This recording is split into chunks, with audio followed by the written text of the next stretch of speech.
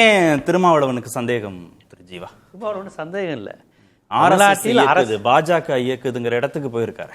திருமாவளவன் சந்தேகம் எழுப்பல, அவர் உறுதிப்பட தான் கூறுகிறார். அவர் தமிழ்நாட்டை, தமிழர் நலனை, தமிழர் மாநில சுயாட்சியை விரும்புகின்ற எல்லோருமே பதறுகின்ற ஒரு நிலைக்கு நம்ம போயிருக்கோம். அந்த பதட்டம் தான் திருமாவளவனுக்கு வந்திருக்கார். இதை பெரியார் மண்ணுன்னு சொல்லிக்கிட்டு இருக்கிறோம். இந்த விஜய்க்கு வருகின்ற கூட்டம், அவர்களுடைய செயல்பாடுகள், அதில் நடக்கின்ற விஷயங்கள்லாம் பார்க்கும்போது வடக்குக்கு அவ்வளோ மகிழ்ச்சியாக இருக்குது. ஆகா, அங்கேயும் ஒரு பீகார் இருக்குது, தமிழ்நாட்டிலையும் ஒரு பீகார் இருக்குது, பீகார் உருவாவதற்கான சூழலை உருவாகிட்டு இருக்கு அப்படிங்கிறது வடக்குக்கு ரொம்ப மகிழ்ச்சியாக இருக்குது. டெல்லிக்கு, நாக்பூருக்கு, ஆர்எஸ்எஸ்க்கு நமக்கான கூட்டம் இங்கே இருக்குது அப்படிங்கிறது அவங்களுக்கு தெரியுது. அதனால் அவங்க அது மகிழ்ச்சியாக இருக்கிறாங்க. நமக்கு இது ரொம்ப ரொம்ப வேதனையான, வெட்கப்பட வேண்டிய ஒரு விஷயம். பெரியார் மண், படித்தவங்க, 11 விழுக்காடு போயிட்டு இருக்குன்னு பெருமை பேசுகிற நமக்கு, ஆக இந்த பூமியில் இப்படி ஒரு கூட்டத்தை இப்போ உருவாக்கி வச்சுருக்கோமே, இப்படி ஒரு இளைஞர் கூட்டம் உருவாகுது, இவங்க தானே அடுத்த தலைமுறைங்கிறப்ப நம்ம எல்லாருமே வெக்கி தலைகுனிய வேண்டிய ஒரு செய்தி இருக்குது. திருமாவளவன் அந்த வேதனையை தான் வெளிப்படுத்துகிறார். பாஜகவுக்கு சரியான ஆளுங்க கிடச்சிருச்சு. பாஜக அந்த முயற்சியை என்றைக்குமே எடுத்துக்கிட்டு தான் இருக்குது, பல ஆண்டுகளாக எடுத்துக்கிட்டு தான் இருக்குது. இல்லை, நீங்கள் பொலிட்டிக்கலாக நீங்கள் தொடர்ந்து கவனிக்கக்கூடியவர், பல விவாதங்களில் பேசக்கூடியவர். பாஜக தாவேக்காவை கையாண்டுறோம், திரு விஜயை கையாண்டுறோம் அப்படின்னா இந்த இளைஞர்கள் பாஜக பக்கமே இருந்திருப்பாங்களே, விஜய் பக்கம் வந்திருந்திருக்கவே மாட்டாங்க. அதுக்கு தான் விஜய்ங்கிற முகம் தேவைப்படுது. இப்போ பாரதிய ஜனதாவின் கொள்கைகளை சொல்லி இவ்வளோ கூட்டம் தமிழ்நாட்டில் ஏறாது. இது ஒரு இந்து ராஷ்டிரா, முஸ்லீம் கிறிஸ்தவர்களை அடித்து விரட்டணும், காமன் சிவில் கோட் இப்படிலாம் சொன்னீங்கன்னா இந்த இளைஞர் கூட்டத்துக்கு ஒன்றும் தெரியாது. ஆனால் இந்த இளைஞர் கூட்டம் பாஜகவுக்கு பின்னால் திரண்ட கூட்டத்தை விட ஆபத்தானது. ஏன் தெரியுமா? பாஜக வைத்திருக்க கத்தி யாரை குத்துன்னு நமக்கு தெரியும். இன்னொன்று, அது ஒரு மதவாத கத்தி என்ற எச்சரிக்கை இங்கே திராவிட மண்ணுக்கு இருக்குது, இடதுசாரி சிந்தனையாளருக்கு இருக்குது. ஆனால் இவங்க கையில் இருக்கக்கூடிய ஆயுதம் யாரை வேணாலும் குத்தும். தான் சொந்த தாய் தகப்பன் சொல்கிறது அவனுடைய சொந்த சித்தாந்தம், கருத்தியல், அவனுக்காக போராடுகின்ற இடஒதுக்கீடு அரசியல் எல்லாத்தையும் குத்திரும். இந்த வடிவேல் படத்தில் சொல்கிற மாதிரி, அவன் உன்னை சரியாக குத்திருக்க மாட்டானே, எப்படி கரெக்டாக சொல்கிறான், அவன் புத்தி சுவாதனம் இல்லாதவன், கண்ணாமுன்னான்னு குத்துவான் அப்படின்னு வடிவேல் ஒரு ஜோக் வரும். அந்த மாதிரி பாரதிய ஜனதா கையில் என்ன கத்தி இருக்குன்னு நம்ம அடையாளம் கண்டு நம்ம பேச முடியும். இந்த இளைஞர்கள் கையில் என்ன கத்தி இருக்குது, யாரை குத்துவாங்கன்னே தெரியாது. அந்த மாதிரியான ஒரு கூட்டம் இருக்குது. குழந்தை போனால் போதும், என் தலைவன் விஜயை பார்க்க முடியுமான்னு கேட்குற அளவுக்கு அங்கே பேசுகின்ற விஷயம் இருக்குல்ல, இதைத்தான் நான் ஆபத்துங்கிறேன். இப்படி ஒரு கூட்டம் இங்கே உருவாயிருக்கு. இது நேரடியாக இந்துத்துவாவுக்கு பலியாகிற கூட்டம் கிடையாது, இந்துத்துவாவில் ஈர்க்கப்படுகிற கூட்டம் கிடையாது. ஆனால் விஜயோட டான்ஸுங்கிறது இந்துத்துவாவோட மோசமாக இங்கே ஈர்க்கப்பட்டிருக்கிறது. நமக்கு தெரியாமல் இவ்வளோ பெரிய கூட்டம் இங்கே வந்திருக்குங்கிறத நம்ம எல்லாருமே உட்கார்ந்து வேதனையோடு நினைச்சு சிந்திக்க வேண்டிய தருணத்தில் இருக்கும். இதில் ஏன் சந்தேகம் வருது? பாஜகவும் ஆர்எஸ்எஸும் இவங்களை இயக்குங்கிற சந்தேகம் இங்கே எந்த இடத்துல வருது? ரொம்ப ஓப்பனாக இருக்கே. ஹேமா மாலினி மிகச்சிறந்த நடிகர் விஜய் அப்படிங்கிறாங்க. மிகச்சிறந்த நடிகர் விஜய்க்கு இவ்வளோ சின்ன இடமான்னு கேட்குறாங்க. அந்த நடிகரை பற்றி இந்த நடிகை கொடுத்துருக்குறாங்க. பாரதிய ஜனதா ஏற்கனவே விஜயசாந்திங்கிற ஒரு நடிகை இங்கே அனுப்புனாங்க. மைக்கிள்பட்டிங்கிற கிராமம் முழுக்க இந்துக்களை எல்லாம் கிறிஸ்தவர்களாக மாற்றிட்டாங்கன்னு அண்ணாமலை ஒரு பெரிய போராட்டம் பண்ணார். கடைசியில் அது ரொம்ப அசிங்கப்பட்டு அம்பலப்பட்டு வீடியோ வெளியாகி அது பொய்ன்னு போச்சு. இப்போ விஜயசாந்தி கமிட்டி என்னாச்சுன்னு தெரியல. இப்போ ஹேமா மாலினி வந்திருக்காங்க. வந்த உடனே கண்டுபிடிச்சிட்டாங்க விஜய் மேலே ஒரு தப்பும் இல்லை, விஜய் ஒரு பெரிய நடிகர் அப்படின்ட்டு அவங்க பாராட்டிட்டு போயிட்டாங்க. திருமாவளவன் காங்கிரஸ் ராகுல் காந்தியை கோரிக்கை வச்சிருக்காரு, நீங்கள் ஒரு கமிட்டி அனுப்பி உண்மையிலே இது பண்ணுங்க, இவங்க அனுப்புனது மேலே எங்களுக்கு நம்பிக்கை இல்லை. அப்போ முழுக்க பாரதிய ஜனதா விஜய் பக்கம் நிற்குது. ஆனால் பாசிச பாஜக பேசுறாரு, நிதி தராத பிரச்சனையை பேசுறாரு, வாக்கு திருட்டு பிரச்சனையை பேசுறாரு, ஒருபோதும் தமிழ்நாட்டில் கால் பதிக்க முடியாத பாஜகன்னு பேசுறாரு. இவ்வளவு எதிர்ப்பு நிலையை தீவிரப்படுத்திட்டே தானே இருக்கிறார். அதிமுக பாஜக கூட்டணியை ஏற்றுக்கொள்ள மாட்டார்கள்னு பேசுறாரு. திமுகவுக்கும் பாஜகவுக்கும் மறைமுக உறவு இருக்குன்னு பேசுறாரு. இவ்வளவு பேசின பிறகு பாஜக ஜனதா மீது அவர் வைத்ததாக சொன்ன அனைத்து விமர்சனங்களையும் இப்ப டிவியில் அவர் பார்த்துக்கிட்டு இருப்பாரு. யார் அவர் சொல்ல வராருன்னு கொஞ்சம் கன்ஃபியூஸ் ஆயிருப்பாரு. கடைசியா நீங்க திமுக பாஜக கள்ள உறவுங்கிற வார்த்தையை போட்டோன்னு தான் இந்த நிகழ்ச்சியை பார்த்துக்கிட்டு இருக்க விஜய்க்கு நம்மளை தான் கொஞ்சம் ப்ரமோட் பண்ணி பேசுறாருன்னு அவர் நினைச்சிருப்பார்.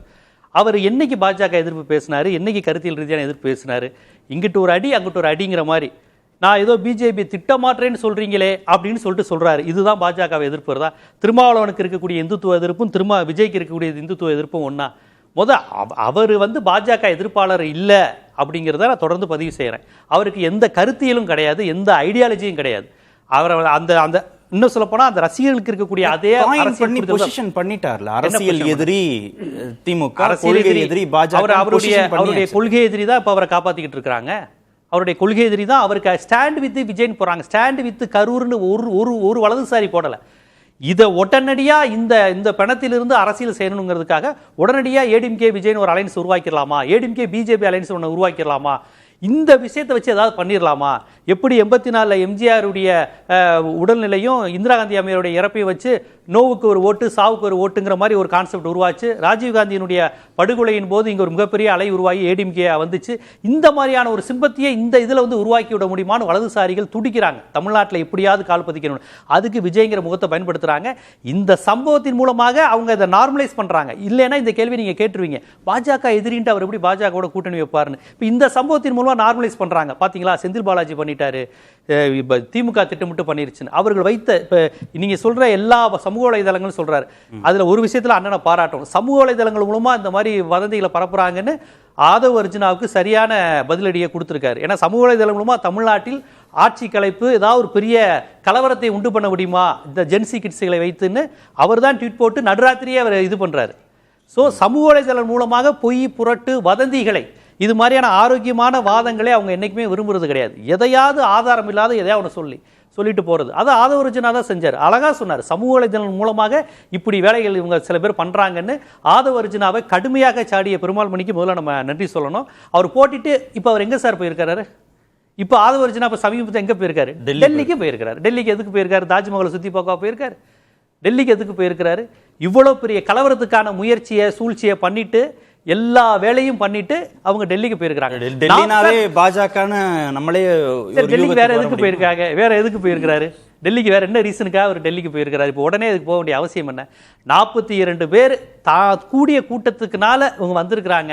அந்த குற்ற உணர்ச்சியோ மன்னிப்போ அதுக்கும் பெருமாள் மணியை நான் வந்து பாராட்டணும்.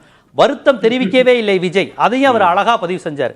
சோ அவர் 2-3 விஷயத்தை ரொம்ப அழகா பதிவு செஞ்சார். ஆதவ அர்ஜுனா போன்றவர்கள் இங்க வந்து சமூக வலைதளம் மூலமாக உங்களுக்கு ஆதவ அர்ஜுனா பேரையே நான் சொல்லல, சமூக வலைதளத்தில் போட்டுட்டு டெலீட் பண்றாங்கன்னு சொன்னாரா இல்லையா? அவர் எவ்வளவு பேர் டெலீட் பண்ணிருக்காங்க? இன்னும் ஆயிரக்கணக்கான பேர் பண்ணிருக்காங்க. அதுல நீங்க அதுல ஒரு பேரை குறிப்பிடுங்க, அதுக்கு உங்களுக்கு உரிமை இருக்கு. நீங்க அழகா சொன்னீங்க, சமூக வலைதளங்கள் மூலமாக இப்படி பொய்யை பரப்புகிறார்கள். ஆயிரக்கணக்கான பேர்ல நீங்க ஒரு பேரை எடுத்திருக்கீங்க. இப்ப நம்ம நேர்பட பாசிக்கிட்டு இருக்க ஒரே ஒரு நிமிஷம், எல்லாருக்கும் தெரியும், சமூக வலைதளத்தில் போட்டு டெலீட் பண்ணவர் அவரு. அவரும் ஒருவர் நள்ளிரவில் ட்வீட் போட்டு டெலீட் பண்ணவர் அவரு. காலையில வீடியோ போட்டவர் அவரு. இல்ல நீங்க சமூக வலைதளத்தில் இன்னைக்கு நீங்க பாருங்க, நேர்பட பேச பாத்துக்கிட்டு இருக்க எல்லாருக்கும் தெரியும், ட்வீட் போட்டு டெலீட் பண்ணவர் இன்னைக்கு ஆயிரக்கணக்கானவர்களில் அவரும் ஒருவர். 1000 ஒருவர்லாம் அவர் கிடையாது, அவர் ஒரே ஒருவர் தான். அவர் ஆயிரக்கணக்கான பதிவுகள் போட்டு நீக்கப்பட்டது. என் அன்பு இளவல் ஜீவா வந்து ஒரு தீவிரமான பெரியாரியவாதி, அதை தன் வாழ்விலும் கடைபிடிக்கிறவர். நான் 2 கோணத்தில் சொல்கிறேன். பெரியாரை தன்னுடைய கொள்கை தலைவராக ஏற்றுக்கொண்ட ஒரு தமிழக தலைவர் என்றைக்கும் பாஜகவினுடைய நிலையில் ஒதுங்க மாட்டார். இன்னொன்று, பெரியாரை கொள்கை தலைவராக ஏற்றுக்கொண்ட எந்த ஒரு கட்சியையும் பாஜக தன் நிழலில் ஒதுங்க அனுமதிக்காது. அதெல்லாம் நிறைய தமிழ்நாட்டில் நடக்குது. அதெல்லாம் நடக்காதுங்க. நீங்க என்ன பெரியார் நெருப்புங்க, அவர் இந்த பக்கம் போக மாட்டார், இந்த பக்கம் போக மாட்டார். பெரியாரை ஏற்றுக்கொண்டவர் பாஜக பக்கம் போக மாட்டார், பெரியாரை ஏற்றுக்கொண்டவரை பாஜக ஏற்றுக்கொள்ளாது. நீங்க உங்களுடைய